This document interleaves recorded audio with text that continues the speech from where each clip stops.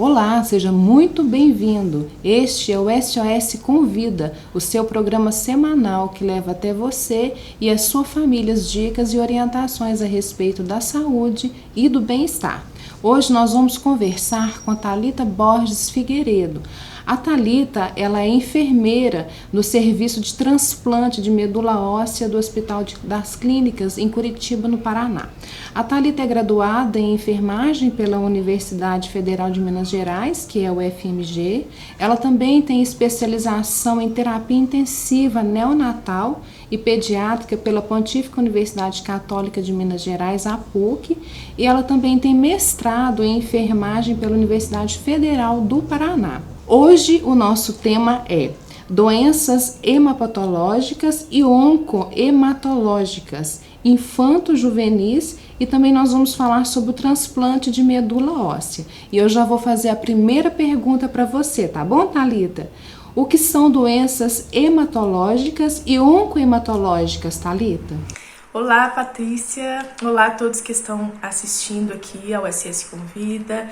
Eu agradeço o convite do programa para estar aqui falando de um tema tão importante como o câncer hematológico, as doenças hematológicas, ainda mais neste mês de setembro, que é o mês de combate ao câncer infanto-juvenil.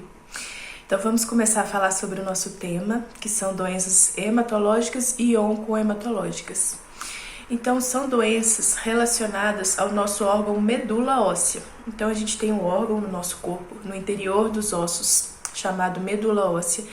E é nesse órgão que são produzidas as células sanguíneas, que são as hemácias, que carregam o oxigênio por todo o nosso corpo, os glóbulos brancos, que são nossas células de defesa, e as plaquetas, que são células que estão envolvidas na coagulação do sangue. Então, quando há algum distúrbio no funcionamento da medula óssea, o paciente tem uma doença hematológica.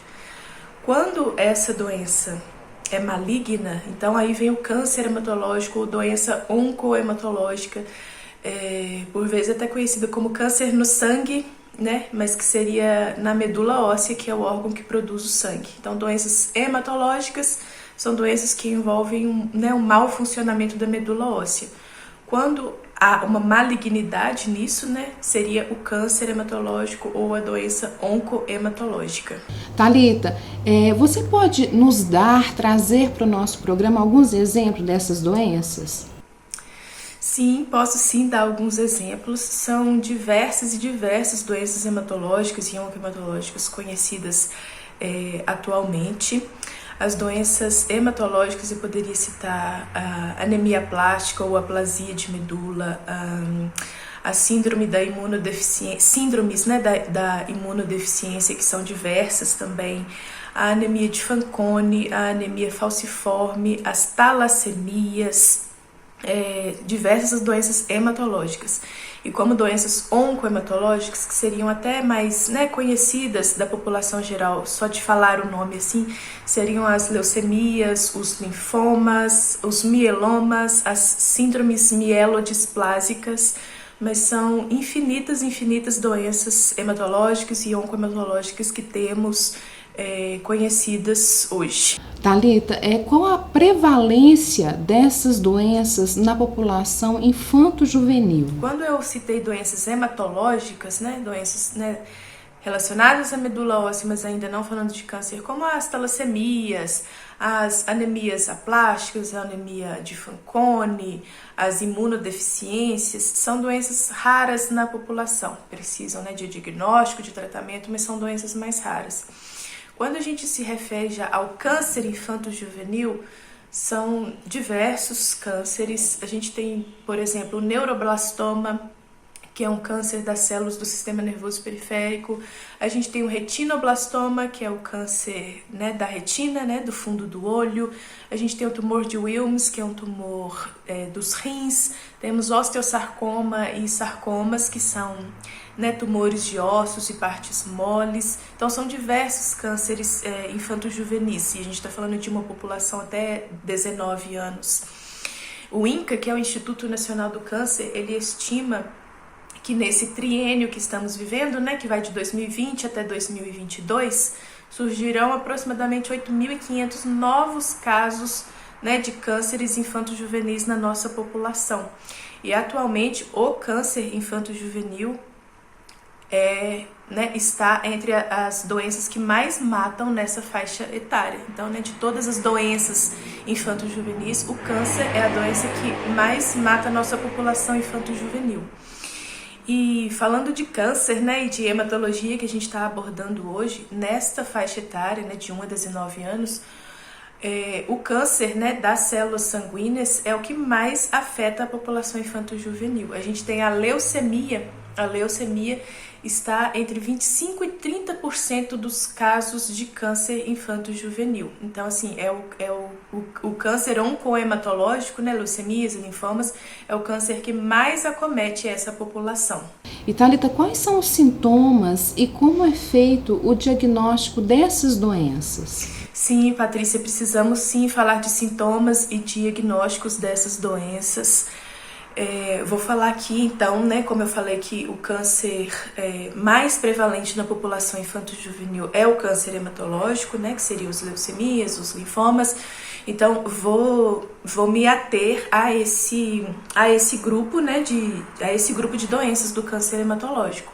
Então a criança e o adolescente podem apresentar febre, uma dor de cabeça, dor nos ossos ou nas articulações, sangramento, manchas pelo corpo, umas manchinhas roxas, hematomas ali pelo corpo.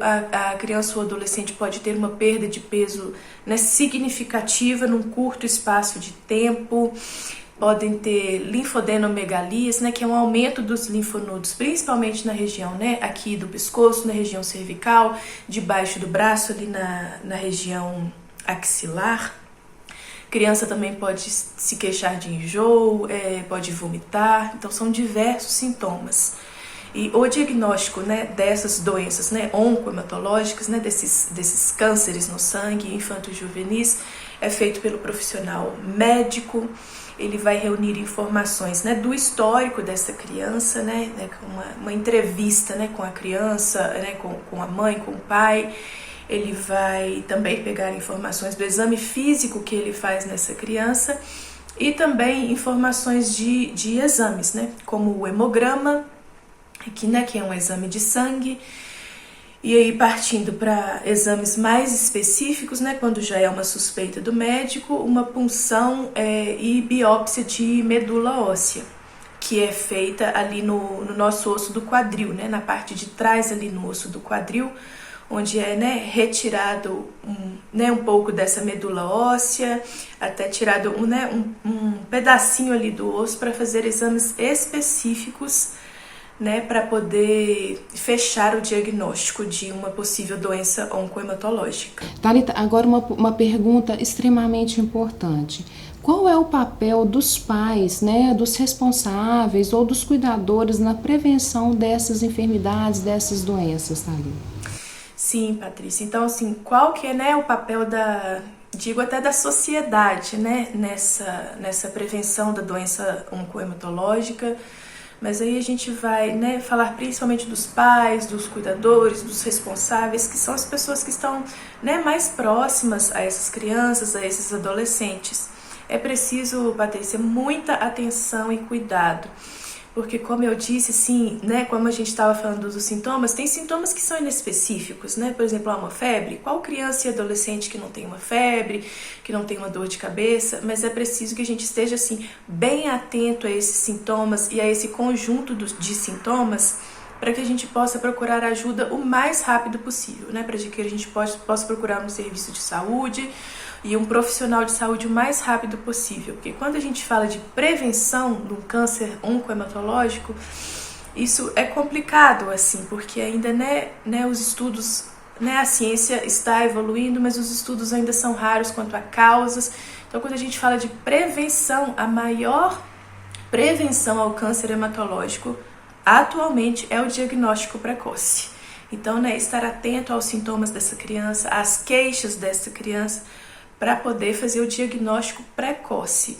né? E também, né, fazer sempre o acompanhamento dessa criança. A gente tem aí, né, conforme o Ministério da Saúde, a puericultura, que é o acompanhamento do crescimento e desenvolvimento da criança e ali do adolescente. Então, os pais, cuidadores, responsáveis, né, sempre estarem atentos para seguir isso e aos sintomas, né? Então, assim, a família, os educadores, né, professores da escola que estão mais próximos desta criança, né, ouviu alguma queixa diferente, né, que a criança não está acostumada a se queixar, viu alguma coisa diferente, né, uma mancha, um sangramento que não é comum, procurar logo um serviço de saúde, um profissional de saúde, porque o diagnóstico precoce está totalmente atrelado, né, às chances de cura e de recuperação dessa criança e adolescente. E Thalita, quais são os tratamentos para essas doenças do sangue, se assim nós podemos dizer? Feito ali o diagnóstico da doença, né, pelo profissional médico, novamente eu vou me ater às doenças, né, oncohematológicas, né, que seriam os cânceres no sangue, como eu falei que seria, né, a leucemia, que é o mais, né, prevalente nessa população. Então, feito o diagnóstico pelo médico, reforçando novamente que é muito importante o diagnóstico precoce, o médico vai estabelecer ali o tratamento, que na maioria dos casos é feito com quimioterapia, radioterapia ou né, imunossupressão, né, baseado na doença, no estágio da doença. O médico ali vai estabelecer qual seria o tratamento, se vai ser um tratamento único, se vai ser um tratamento combinado desses três. O tratamento, né, é feito num ambiente específico, num ambiente, né, hospitalar. Essa quimioterapia, ela, né, pode ser via oral, né, tomada pela boca, ou pode precisar ser endovenosa. É um tratamento específico, é um tratamento bem complexo, Patrícia. E em alguns casos, esse tratamento vai culminar no transplante de medula óssea, né, que seria o tratamento assim, mais avançado para esses casos, é o transplante de medula óssea. Thalita, muito obrigada pela sua presença aí do Paraná, um abraço para você e muito obrigado por você ter tirado tempo. Nós sabemos que o seu trabalho é bastante corrido. Obrigada pela sua presença e nós esperamos conversar com você outras vezes em outros convidas, tá bom? Muito obrigada, um abraço. E para você que nos acompanhou até aqui, eu deixo meu abraço e peço para você compartilhar esse vídeo. Esse vídeo pode mudar a vida de alguém. Um abraço e até a próxima quarta-feira.